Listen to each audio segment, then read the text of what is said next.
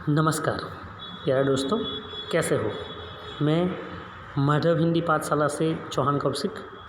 आज हम कक्षा 4 दूसरे सेमेस्टर में हिंदी माध्यम में हिंदी विषय लेकर मैं आपके सामने उपस्थित हुआ हूँ। दोस्तों, आप सब लोगों को पता है कि मोबाइल फ़ोन आज के समय में बहुत ज़रूरी बन गया है। लेकिन अगर थोड़ी देर के लिए ये सोच ले कि मोबाइल नहीं है या फिर मोबाइल बंद हो गए तो हम क्या करेंगे।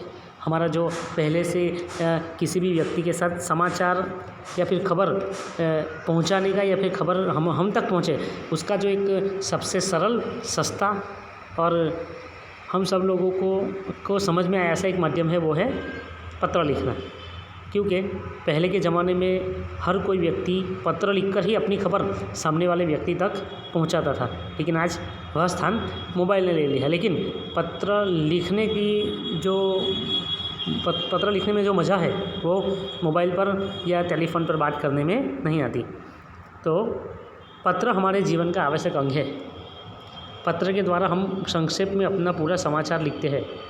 इसी के साथ साथ हम अपनी आत्मीयता और सामाजिकता बढ़ाते हैं तथा जिसे पत्र लिखते हैं उसके साथ आत्मीयता जोड़ते हैं।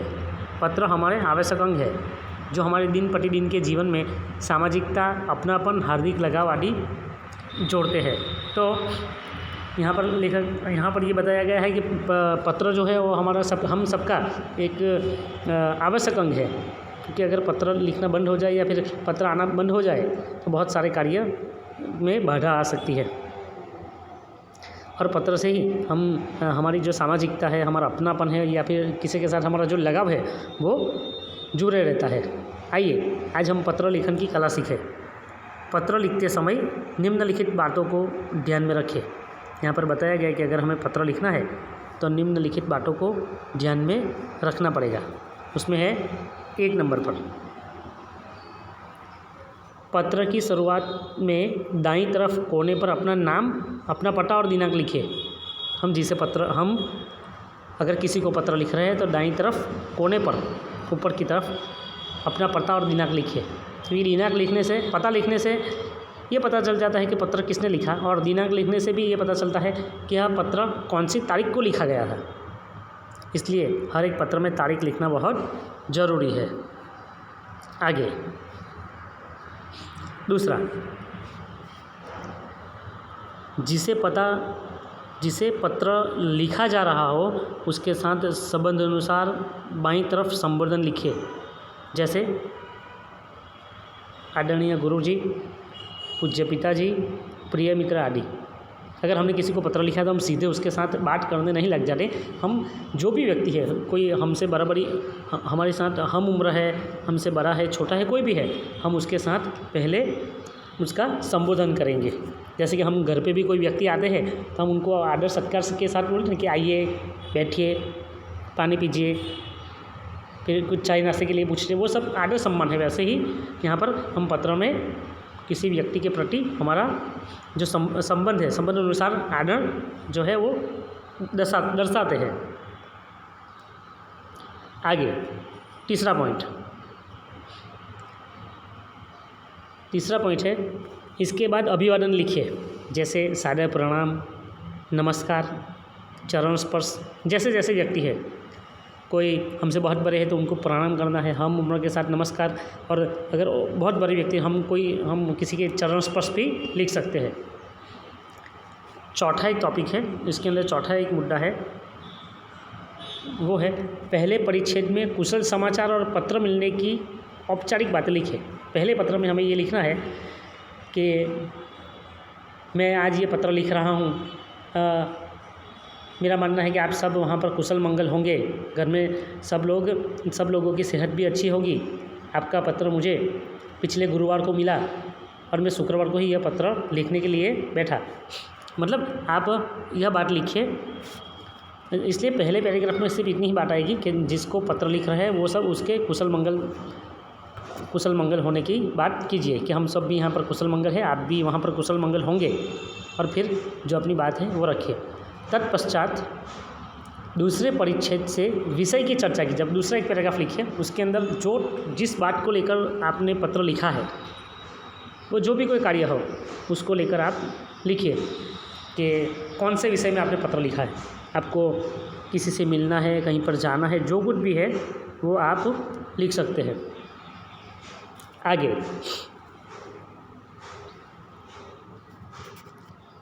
ये जो पांचवा टॉपिक है, तत्पश्चात दूसरे परिच्छेद में विषय की चर्चा की, जिसमें जो विषय को लेकर आपने ये पत्र लिखा उसके बारे में बहुत अधिक लंबाई से भी नहीं, कुछ कम शब्दों में, कम शब्दों में अच्छी तरीके से सामने वाला व्यक्ति समझ जाए ऐसे शब्दों में हमें ये बात लिखनी चाहिए।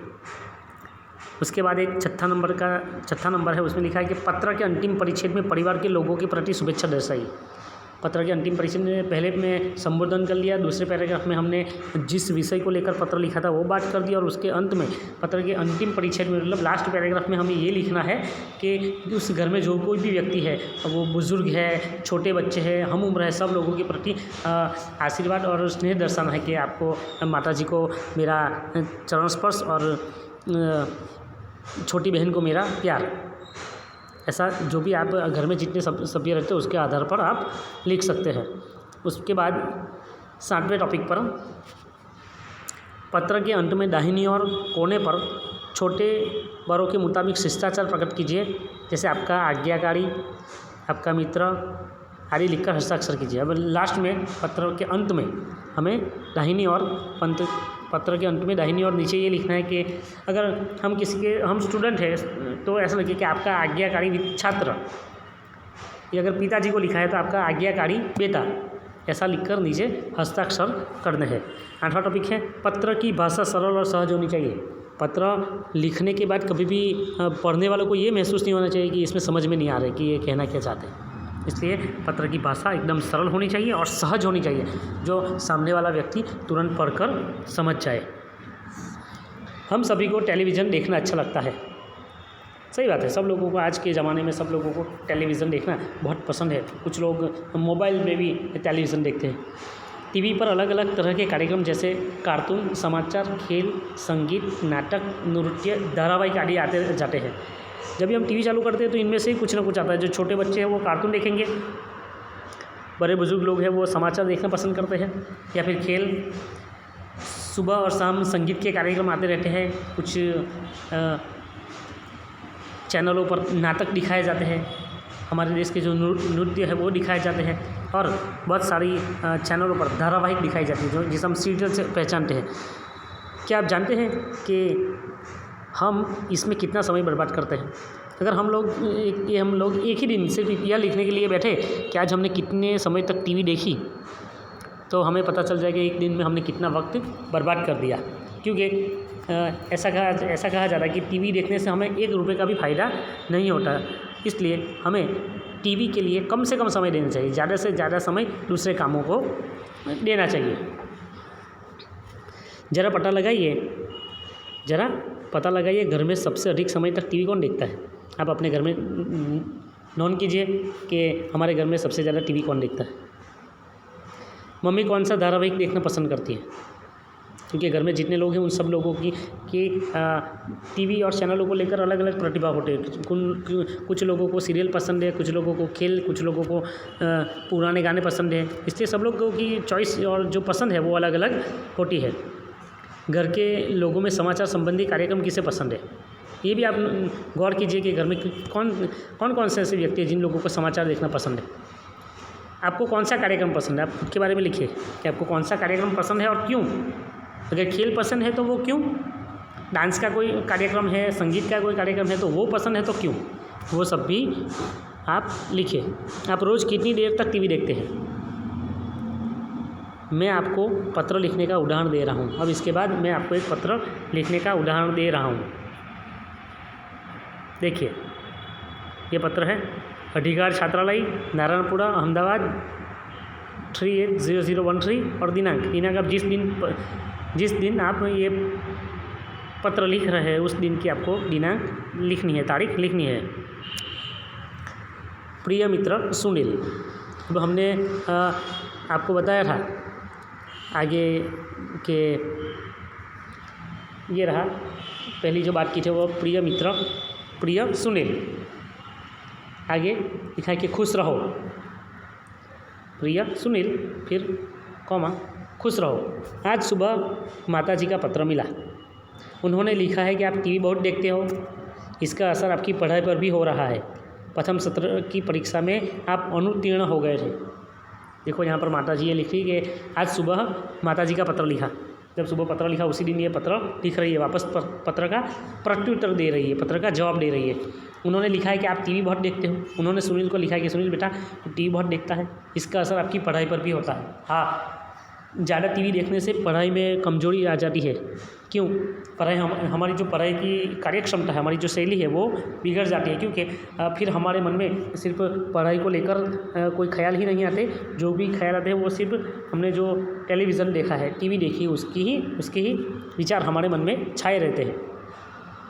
प्रथम सत्र की परीक्षा में आप अनुत्तीर्ण हुए। अनुत्तीर्ण होना मतलब फेल होना, नापास होना। आपकी इस असफलता से मुझे बड़ा दुख हुआ।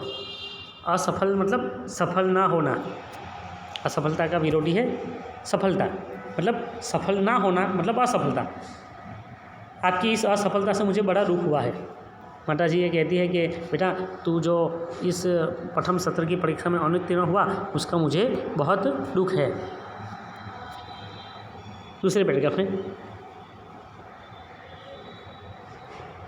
आप एक अच्छे और समझदार विद्यार्थी हो।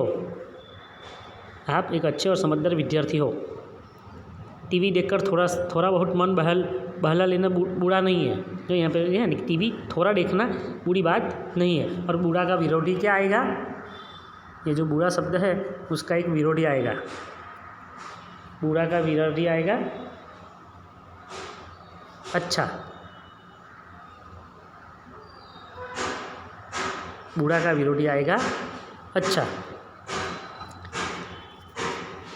परंतु उसके पीछे समय बिताना ना समझी है।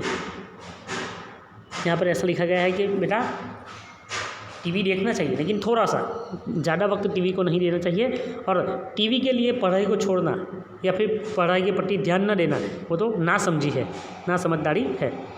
यह समय का दुरुपयोग है। दुरुपयोग का विलोम आएगा, यह जो दुरुपयोग शब्द है दुरुपयोग, उसका विलोम आएगा सदप्रयोग। दुरुपयोग मतलब उसका गलत इस्तेमाल और सदुपयोग मतलब सही इस्तेमाल।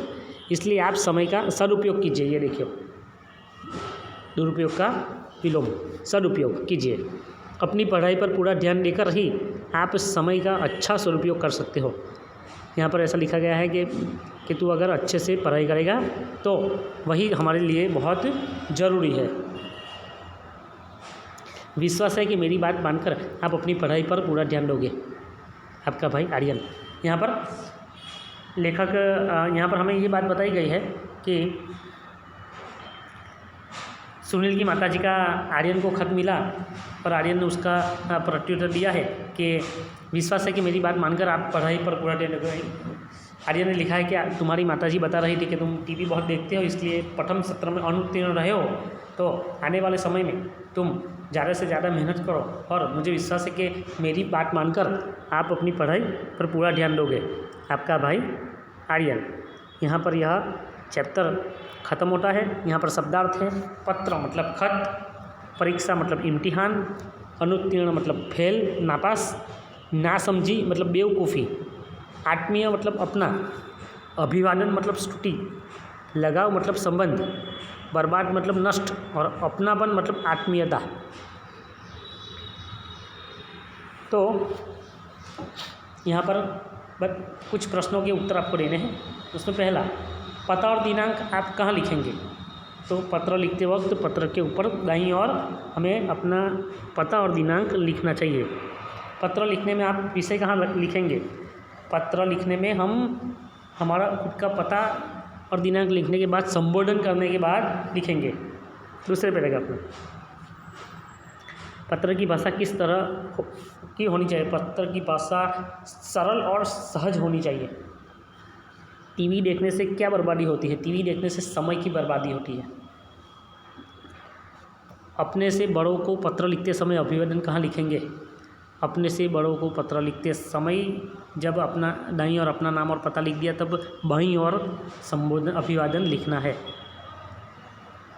रमेश ने सुनील को समय का सदुपयोग करने का कौन सा सुझाव दिया? रमेश ने सुनील को समय का सदुपयोग पढ़ाई में करने का सुझाव दिया।